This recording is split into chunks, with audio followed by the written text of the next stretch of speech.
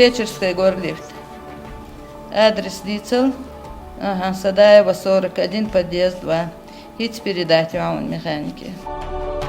Работники муниципального унитарного предприятия управления «Горлифт» занимаются техническим обслуживанием и текущим ремонтом лифтов. Но бывают случаи, когда нам приходится выполнять работы капитального характера. Если говорить о количестве заявок, то в день бывает 25 и более заявок. Проблемы, которые возникают при техническом обслуживании и выполнении заявок, бывают очень разные. В основном люди подают ложные заявки, зная, что работники предприятия в первую очередь выезжают на работы срочного характера. Это когда в лифте остается человек, пассажир. Они дают заявку, что в лифте застрял человек, а на самом деле там не оказывается никого, просто лифт остановился. Надо отметить, что в последнее время число людей, которые не оплачивают нашу услугу, становится все больше и больше.